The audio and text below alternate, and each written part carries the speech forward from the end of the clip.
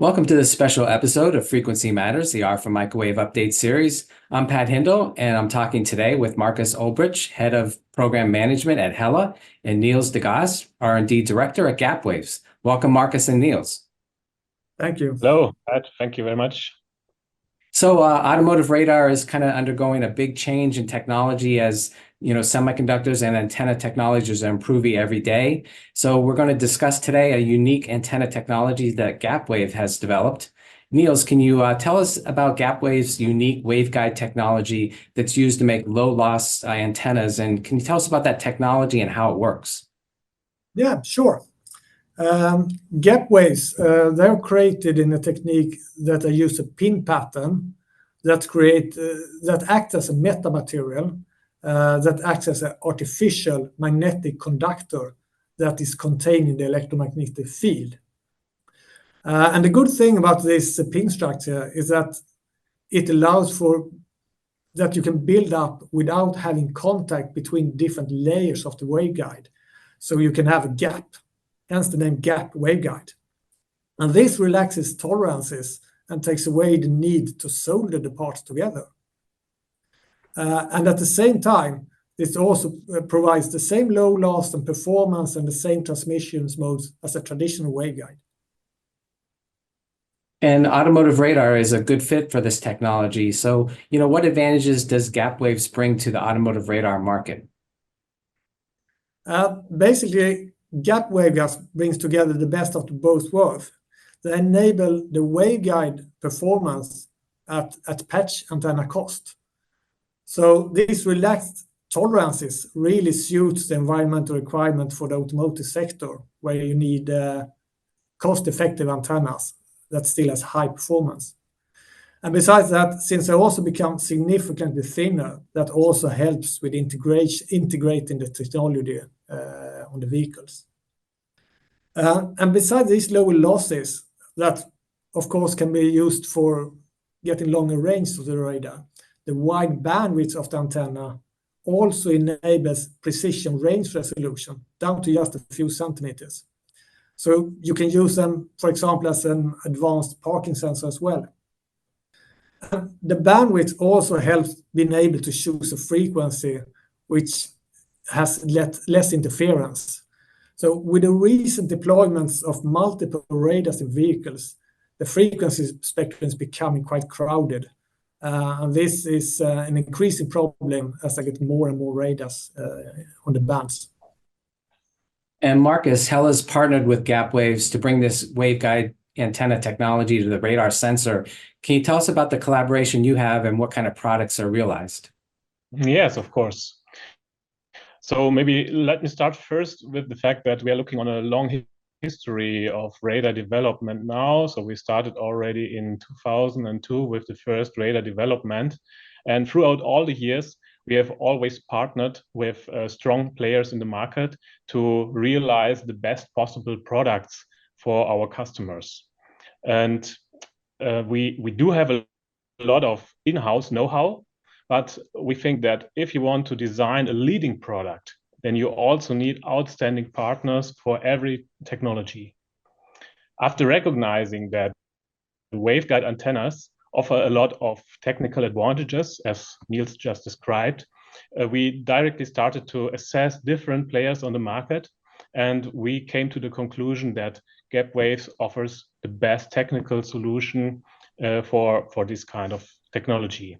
And so we decided to partner, and we also invested into Gapwaves, so we have a strong basis now for this collaboration. Gapwaves technology offers especially a high robustness for mass production.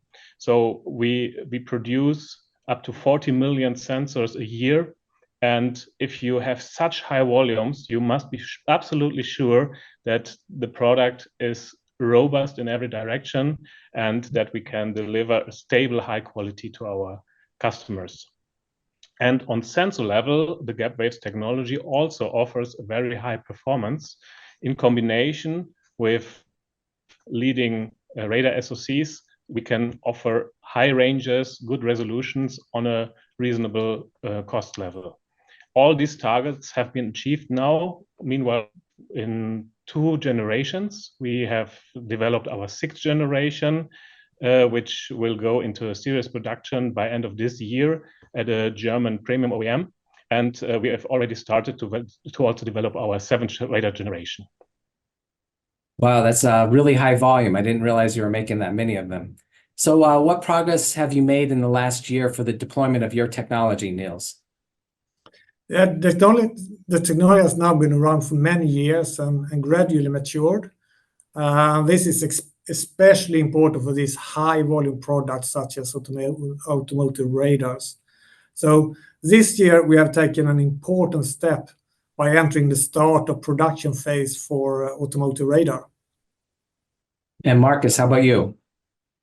Yeah, as I already mentioned, we started to the serious production of our sixth generation. So the SOP will be end of this year, which means that we already now have to start with our ramp up phase. So I would say this is the main achievement that we have brought jointly with Gapwave this technology to a serious maturity, and we are now focusing on the development of our next generation, which comes with a higher channel count and with even further improved performance KPIs. Yeah, and we have a worldwide production footprint that will manufacture this new sixth generation. In total, we are talking about 20 production lines worldwide, and we have to ensure a very high quality. Our quality values are going in a direction of 2 ppm on our existing production lines. So that means only 2 out of 1 million parts are somehow showing topics that are to be claimed by our customers. But I think this is a very good reference for the market. Yeah, it's a high level of quality there. So what future plans or developments do you have for this waveguide technology, Niels? Yeah, the demand for better resolution to enable higher levels of autonomy in driving, that will push for larger antenna apertures. So while there will be a continuous need of cost-effective small arrays, there will also be more complex multi-channel antennas required. And this large antenna also creates other challenges, such as they need to be integrated into the vehicles. So continued improved antenna integration into the sensors, as well as enabling that in the vehicle, is an important next step. Another area that is common is everything that is possible to do with waveguide, such as waveguide filters, which could also be made in the gap waveguide technology. And this also allows for very compact solutions with filters. And with the millimeter wave spectrum becoming more and more utilized, demand for filters will likely increase. And Marcus, how about on your side? Really prepare for the next performance level of radar sensors. So we see right now that first serious production vehicles with level 3 automated driving functionality are on the street. And we see this as a clear signal that this will be a growing market in the next years. And this functionality of level 3 automated driving clearly requires higher performing radar sensors with a much better resolution as we see today compared to today. And that especially means we need higher angular resolution. Higher angular resolution also means a much higher channel count. And therefore, we are preparing exactly for that step and designing. We are in the design phase of first high resolution radar device on HELLA's side. Of course, as always, with the ambition to be on a very high performance level, but also on a very good cost level as well. And this will be also realized together with Gapwaves. We are already in production of the first A-sample antennas, and the very compact design of the Gapwaves antennas will definitely enable us to realize a very competitive product for that market as well. And I'm wondering, this is a very interesting technology, Niels. What other types of applications or markets would it be good for? Yeah, anything that is sufficiently high frequency that is suitable for waveguides, we can do that even better with gap waveguides. That could be other radar products, such as in traffic management, but also for communication. So both for telecom front haul or backhaul or satellite communication. It could even be used as low loss distribution of really high speed digital signals. And also an important issue to remember with these gap waveguides is the contactless signal transfer that you can make with the technology. So the relaxing of the mechanical tolerances, this can be used for interfacing. For example, today is between PCBs and antennas without using gaskets and screw.